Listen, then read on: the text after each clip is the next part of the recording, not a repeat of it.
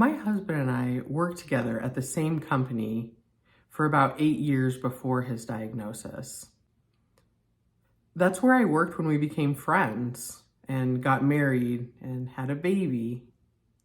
That's also where I worked when he was diagnosed with cancer, when he went through treatments, when hospice came, and when he died. My work and the people there were all supportive through it all. Less than a year later, I took another job. It was a different company, but the same industry. I left because I didn't want that to be my life anymore.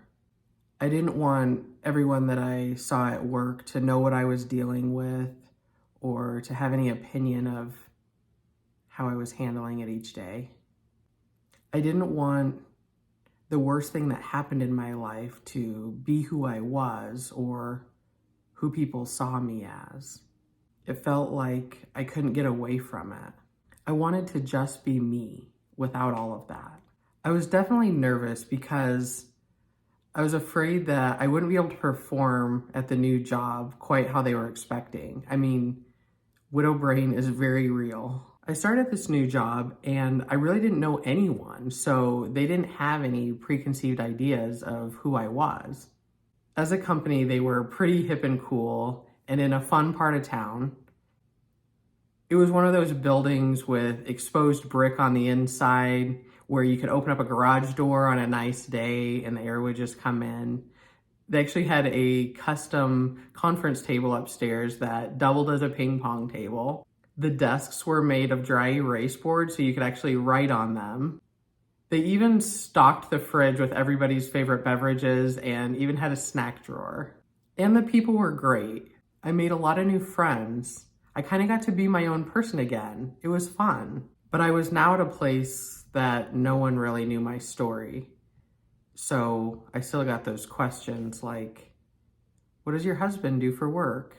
And if you're a widow, you all know how that goes. And on my bad days, it kind of sucked because nobody really knew. Plus, I was still the only parent to a toddler, which meant he had ear infections or would get sick. I would have to drive all the way to the other side of town to pick him up from daycare. I used to be able to use my lunch break to run an errand or get the oil changed in the car, but now I really couldn't. They weren't really as understanding of my situation, and I probably didn't make it very clear. I was starting to feel almost claustrophobic, like I didn't have any flexibility to handle anything extra or something that didn't go as planned. I was here because I wanted to get away from my loss being who I was and what my life was. And even though I was in a different place, it was still my life. It's just no one knew, and I really didn't want to have to explain it. They didn't know my son or his dad. I was seeing a grief counselor at the time, and I remember asking, when does it get any better? When does it stop feeling like this? She told me that I was taking a short-term approach for a long-term situation and that something had to give. Then she said, I'm not recommending you quit or anything, but I don't remember you feeling this way before you took this new job. Then I had what I would consider a God thing happen. The very next day, I got a call from the VP at my old job. He just said, I wanted to check in and see how you were doing. They had a position open, so he wanted to see if I was interested. And I was like, your timing is pretty funny. We met for lunch and talked it through. I ended up going back and I'm still there today. I don't regret that I left for a while. I think I did need a change of scenery. It helped me see what I was capable of, and it was good for my confidence.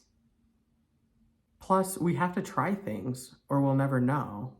It changed my perspective though, and really helped me to appreciate how much my company had done for me when Art was sick and after he died, by just allowing me to do what I needed to do.